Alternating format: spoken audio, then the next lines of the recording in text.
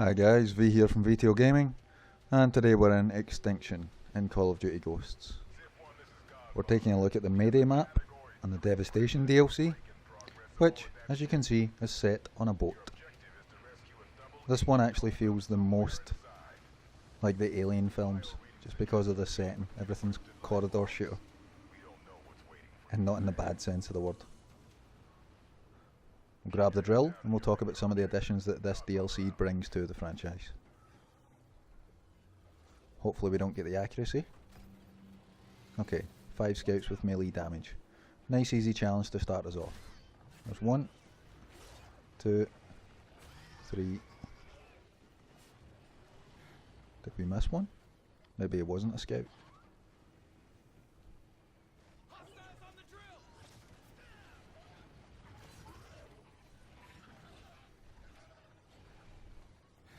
There we go.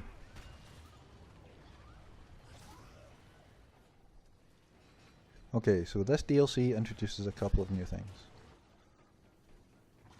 The most obvious one is we have another new gun, the Ripper.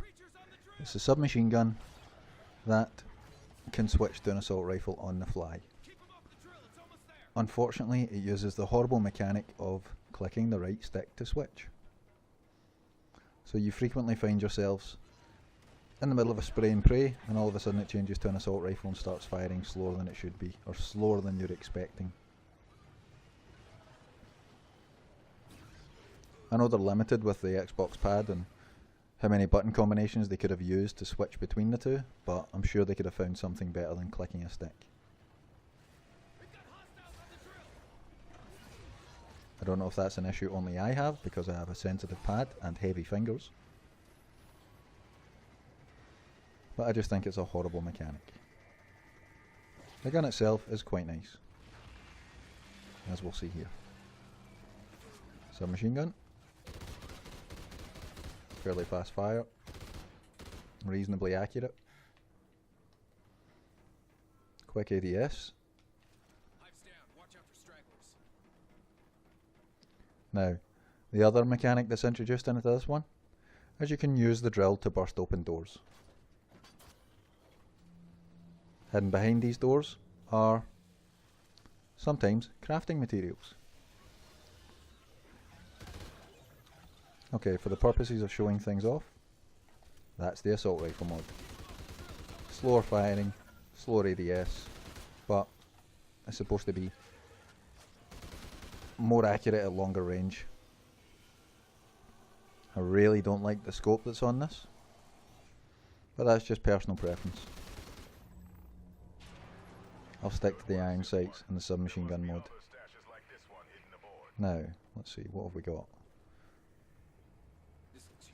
Junk, craftable, assault rifle, take explosive ammo, no problem with that. Now, you might be wondering why I'm not looting those little tool chests yet. And it's because we don't have a recipe or schematic. Switch to our pistol. The first of these can be found up here. Sticky flares, pipe bombs. We'll take the pipe bombs just to show it off. More explosive ammo. Is there a box over there? Nope. Boom. We've got hostiles attacking the drill.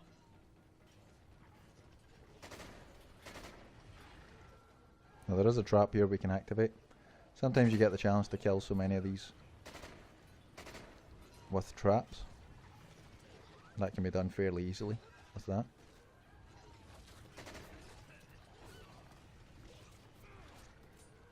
Get out of the way.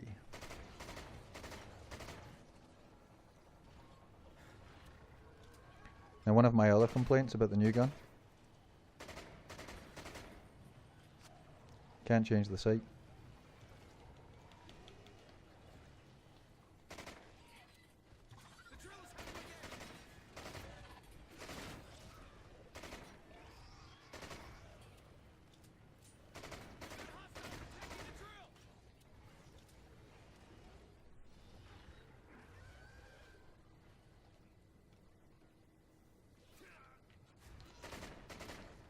I can't actually see where that searchable is.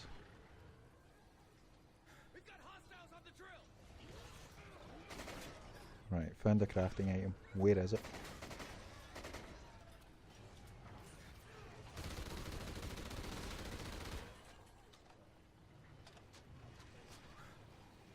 We'll repair the drill, activate that trap, and then we'll explore the crafting. Trap is live. The drill's under attack.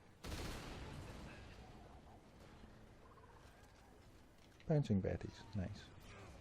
Throw one there, throw one here.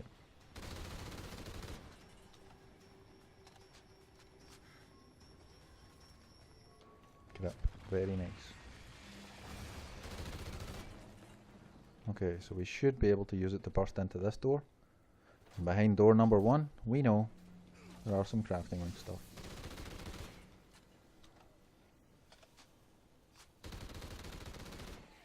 While that's doing that, we'll go down here and have a quick search around.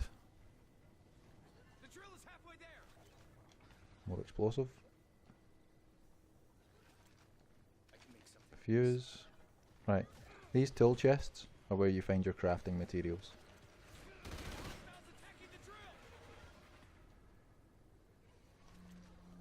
Once you have all 3, that little icon in the bottom left hand corner will highlight. And you just bring up your menu, tap X, and we now have 5 pipe bombs in the lower right hand side in our grenade slot. Because we've used our schematic, we can no longer search them because we don't have a recipe. So we'll carry the drill down here and we'll move on. Now there's a couple of new enemies in this DLC. We may get to see the first one here. He is a gold seeker, there he is.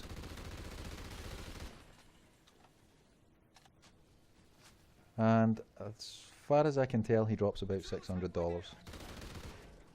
Which is significantly more than your regular mobs. Not quite as much as a rhino, but more than the junk.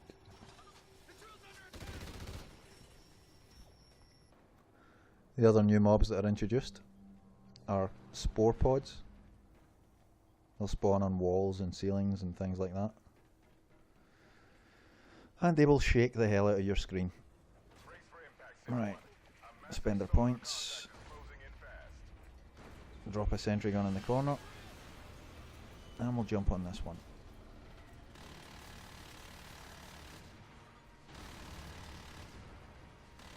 Now there's great debate whether hitting the head of this tentacle causes more damage than actually hitting the arm. I tend to just hit what's right in front of me. Seems to get the job done. If I have the opportunity to take on the head, then I'll do so. But if not, I'll just maul this.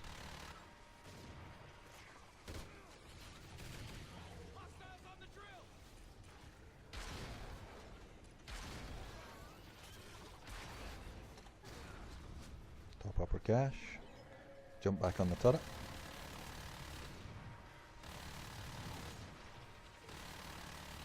Now that skill point should indicate that we've defeated it. We have.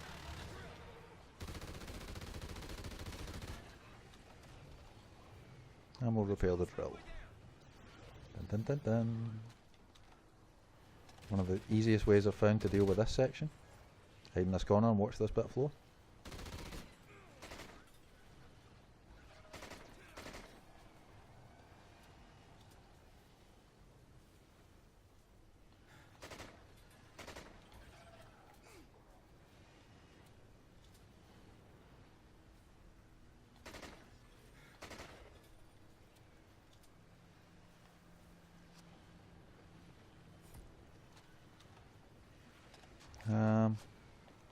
Yeah, we'll start spending points on our main.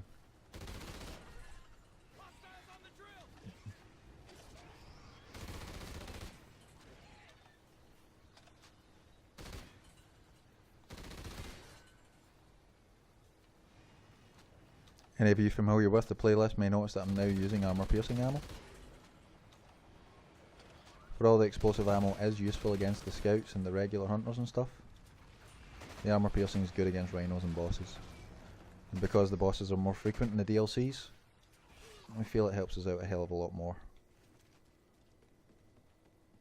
So we'll move on, drop that. Get our little golden friend, 1250 he was worth.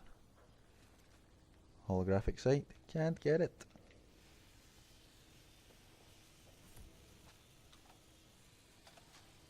Creatures on the drill. We would take rapid fire if you want to drop us it.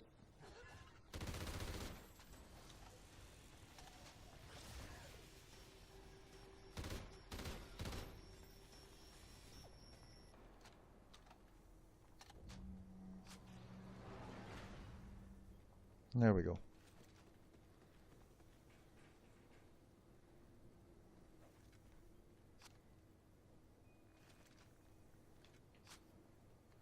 Now we have a hypno trap and we have a Tesla schematic. Take the hypno trap, it acts very much like the hypno knife, but it has a slim possibility to capture more than one mob. Oh, is that a little box hidden in the corner? It sure is. For $50. Okay. Again, lockers. No locker keys to be seen.